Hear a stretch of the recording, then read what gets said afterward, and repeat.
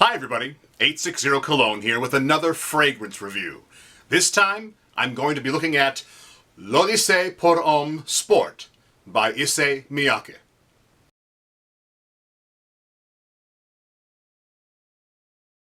Now, L'Odyssée pour Homme Sport came out in 2012, and here's what they say about it.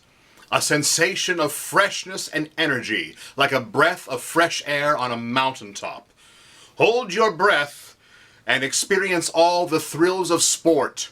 Intense, energizing freshness. Modern, masculine design inspired by the world of sport.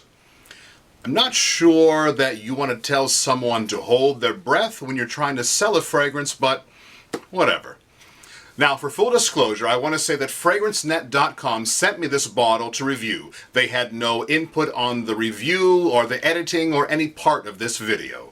The nose behind this fragrance is Jacques Cavalier, who brought us Emporio Armani Diamonds for Men, most of the Bulgari men's line including Aqua Amara, released earlier this year, 2014. For YSL, he made Rive Gauche, and combined with Alberto Morillas for M7, and of course, he created the original L'Odyssée and most of the flankers.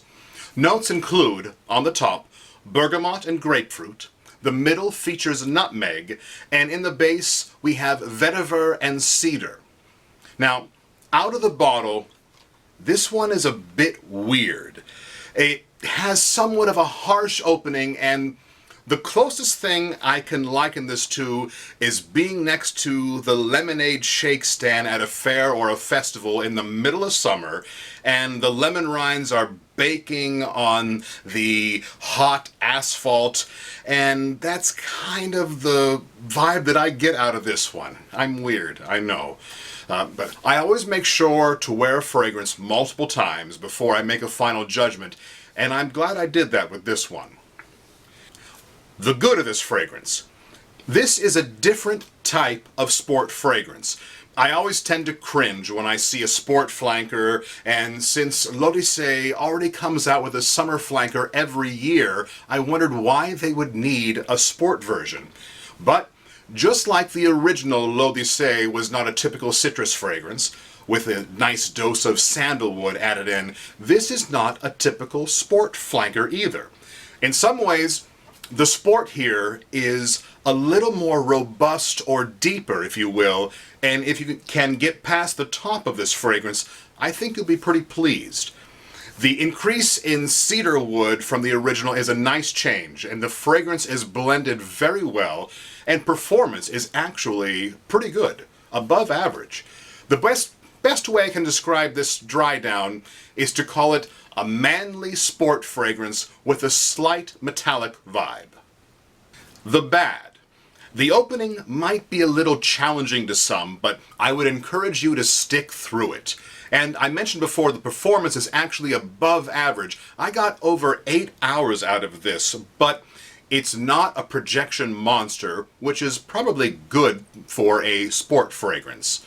On my second or third wearing of this, I was really surprised about how long I was able to get wafts of this throughout the night. It wasn't constantly there, but when my nose got on it, it was a very pleasant experience. Age range for this one, I think it could be high school and up, but I think it does really well with the 20 to 50 crowd. It's a very versatile fragrance depending on your taste. When would you wear this? I think it does great in summer, but I also think that winter is going to be a great season for it as well. I'm actually looking forward to wearing this one then, since it has a nice bitterness that cuts through the colder weather. And I could see a guy wearing this in a casual to even formal setting. Versatility with this one is very good. Why would you buy this? If you're looking for a different sport fragrance, I think this one will do you well. And if you're a fan of the original L'Odyssée, this will be a nice change of pace as well.